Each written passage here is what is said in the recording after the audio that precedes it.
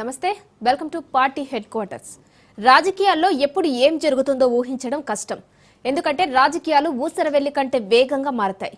రాజకీయాల్లో శాశ్వత మిత్రులు, శాశ్వత శత్రువులు ఉండరు. ఇవాళ ఇటువైపు ఉన్నోళ్లు అటువైపునకు, అటువైపు ఉన్నోళ్లు ఇటువైపునకు మారిపోతుంటారు. ఇదంతా కేవలం వారు రాజకీయాల్లో మనుగడ సాగించడానికే అన్నది వేరే చెప్పనక్కర్లేదు. ఆయా పార్టీలో రాజకీయ నేతలు ఎందుకు ఎలాంటి టర్న్ తీసుకుంటారో ఊహించడమే కష్టం. కానీ ఇవన్నీ కూడా పార్టీ కేంద్ర కార్యాలయాల్లో జరుగుతుంటాయి. నాయకులు ఎలా రంగులు మార్చుతారు, పార్టీలు నిర్ణయాలను ఎలా మార్చుకుంటాయన్నది తెలుసుకోవాలని ప్రజలు ఎంతో ఆసక్తిగా ఉంటారు. అందుకే ప్రజలకు నేరుగా ఆయా పార్టీలో ఏం జరుగుతుందో చెప్పాలనే ఉద్దేశంతో Raj news party head quarter కార్యక్రమాన్ని ప్రారంభించింది. ఈ కార్యక్రమంలో ఆయా పార్టీలు తీసుకుంటున్న వివిధ నిర్ణయాలను, అంశాలను మీ ముందుకు మా ప్రతినిధులు తీసుకొస్తారు.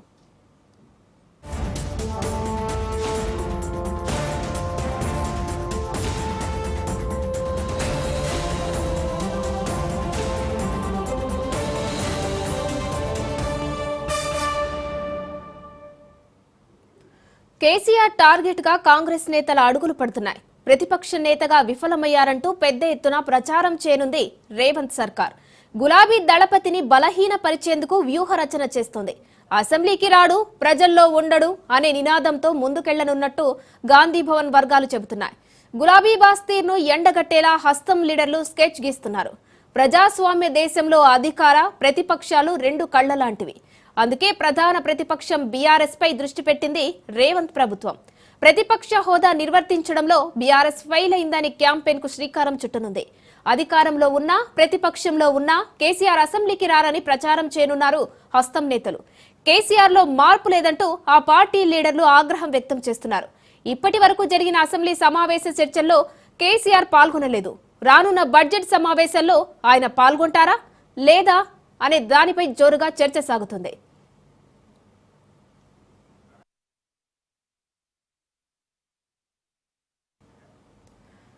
రైట్, ఇదే అంశంపై పూర్తి డీటెయిల్స్ మా ప్రతినిధి రాజరెడ్డి అందిస్తారు లైవ్ లో. రాజరెడ్డి గారు చెప్పండి, మొత్తానికైతే కేసీఆర్ టార్గెట్ గా రేవంత్ ఒక వ్యూహ రచన అయితే ప్లాన్ చేస్తుంది. మరి నెక్స్ట్ బడ్జెట్ సమావేశాలకు కేసీఆర్ వస్తారా అనేది అయితే ఒక క్వశ్చన్ మార్క్. కానీ ఆయననైతే పూర్తిగా టార్గెట్ చేశారు. సో ఇది ఎలా ఉండబోతుంది రాబోయే రోజుల్లో?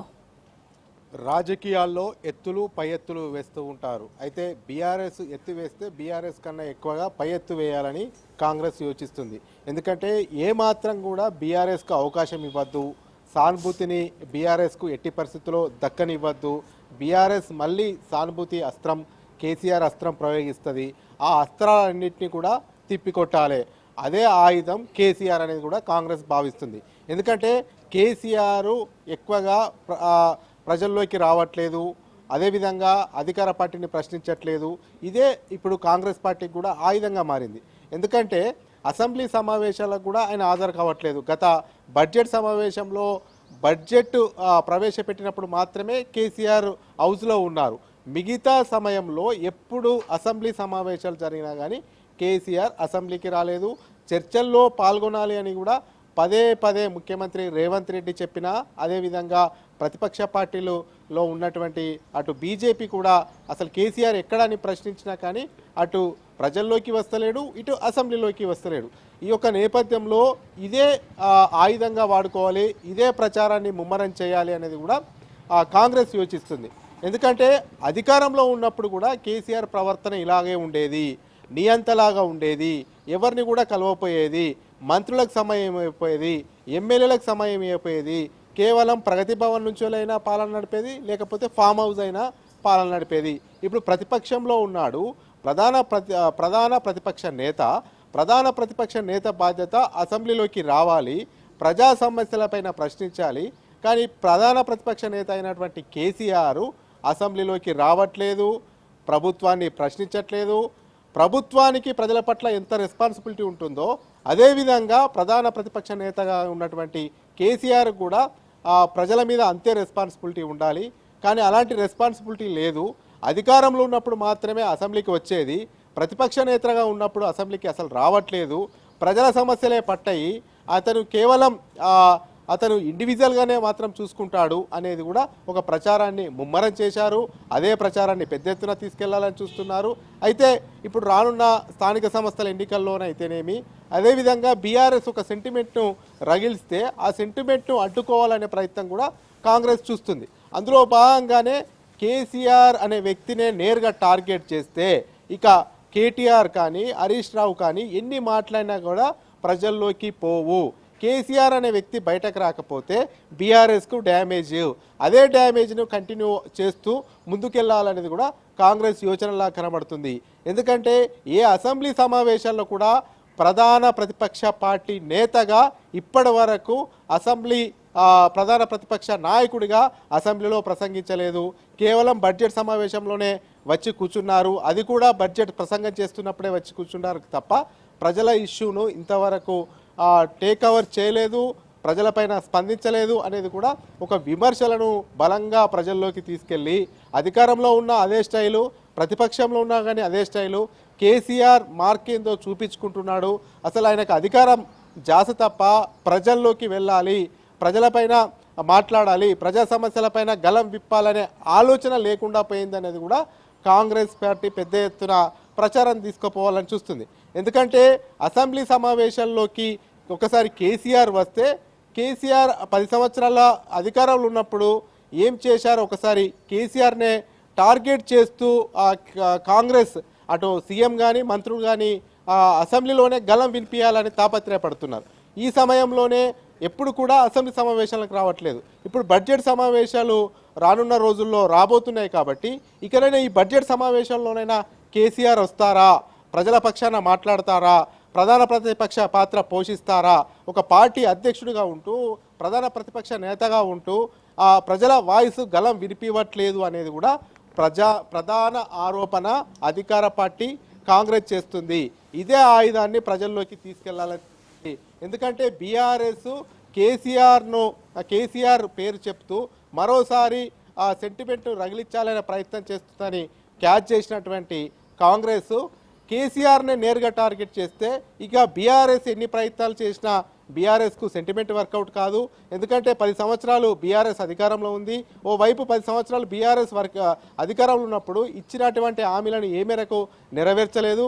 అదేవిధంగా ఏ రకంగా అటు బీఆర్ఎస్ సంబంధించినటువంటి ఎమ్మెల్యేలకు కానీ మంత్రులకు కానీ సమయం ఇవ్వకుండా పోయిండు, ఏ రకంగా ఏకపక్షంగా వ్యవహరించిండు. ఇప్పుడు అధికారం కోల్పోగానే ఆ బీఆర్ఎస్ సంబంధించినటువంటి నాయకులు ఏ రకంగా మాట్లాడుతుర్రు ఇవన్నీ కూడా ప్రజలకు వివరిస్తే ఇక బీఆర్ఎస్కు సానుభూతి రాదు, బీఆర్ఎస్ గ్రాఫ్ పెరగదు.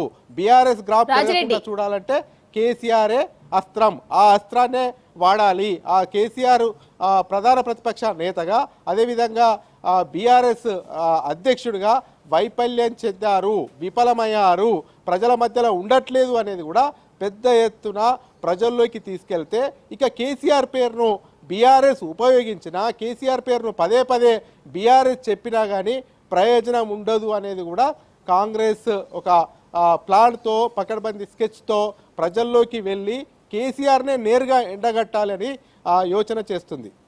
రాజిరెడ్డి, మనం ఒక విషయాన్ని గమనిస్తే ఇక్కడ 1 ఇయర్ పాలన కాంగ్రెస్ రేవంత్ 1 ఇయర్ పాలన పూర్తయినందుకు ఇటు ప్రతిపక్షాలైనటువంటి బీజేపీ బీఆర్ఎస్ విమర్శలు చేస్తున్నాయి.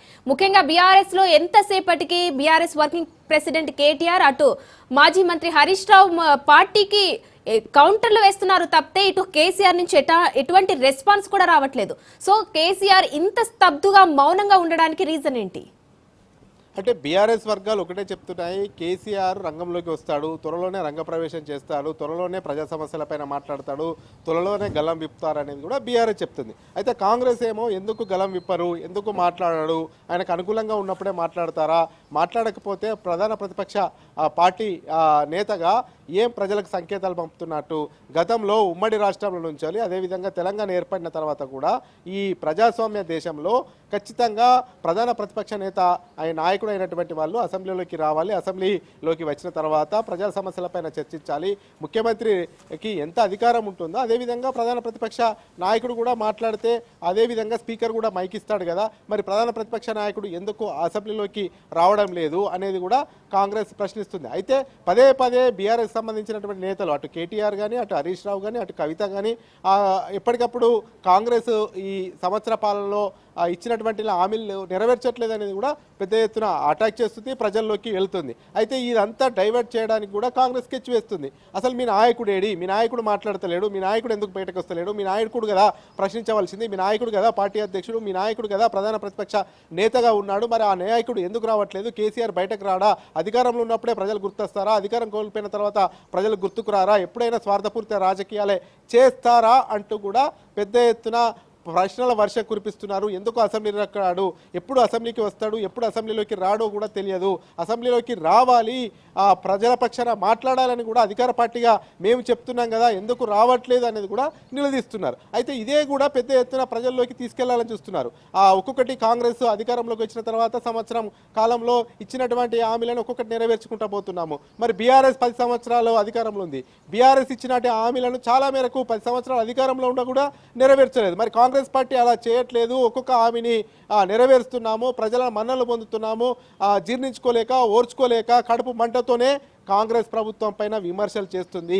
విమర్శలు చేసినా మేము పట్టించుకోము, ఎందుకంటే పార్టీకి సంబంధించినటువంటి అధ్యక్షుడు అదేవిధంగా ప్రధాన ప్రతిపక్ష నాయకుడు కేసీఆర్ ఎందుకు స్పందించట్లేదు, కేటీఆర్ మాటలను మేము పరిగణలోకి తీసుకోము, కేటీఆర్ విమర్శలను మేము పరిగణలోకి తీసుకోము అనేది కూడా కాంగ్రెస్ కరాఖండిగా చెప్తుంది. ఎందుకంటే ప్రధాన ప్రతిపక్ష నాయకుడు అపోజిషన్ లీడర్గా ఉన్నటువంటి కేసీఆరే రెస్పాన్సిబిలిటీ తీసుకోవాలి, కేసీఆరే ప్రశ్నిస్తే మాట్లాడతాము, కేసీఆర్కే సమాధానం చెప్తాము, దమ్ముంటే కేసీఆర్ సమాధానం చెప్పాలి, ప్రజల్లోకి రావాలి, ప్రజల పక్షాన మాట్లాడాలి. ఎందుకు ఇటు అధికారంలో ఉన్నప్పుడు వైఫల్యం చెందాడు కేసీఆర్, ఇప్పుడు ప్రధాన ప్రతిపక్ష నాయకుడు బాధ్యతలు ప్రజలపై ఇంపినా కానీ ప్రజల పక్షాన ఉద్యమించట్లేదు, గలం వినిపించట్లేదు, అసెంబ్లీకి రావట్లేదు అనేది కూడా కాంగ్రెసే ప్రశ్నిస్తుంది. అయితే ఇవన్నీ కూడా ప్రజల్లోకి వెళ్ళాలి, అసలు కేసీఆర్ యాటిట్యూడ్ ఏందో ప్రజలకు చెప్పే ప్రయత్నం చేయడానికే కాంగ్రెస్ ఇలాంటి స్కెచ్ వేస్తుంది. అదేవిధంగా ఇలాంటి ప్రచారాన్ని ముమ్మరం చేస్తే అటు బీఆర్ఎస్ పైన సానుభూతి పెరగకుండా ఎత్తుకు పై ఎత్తు వేసినట్టు ఉంటుంది అనేది కూడా కాంగ్రెస్ ఆలోచనగా కనబడుతుంది. Right, thank you Raj Reddy.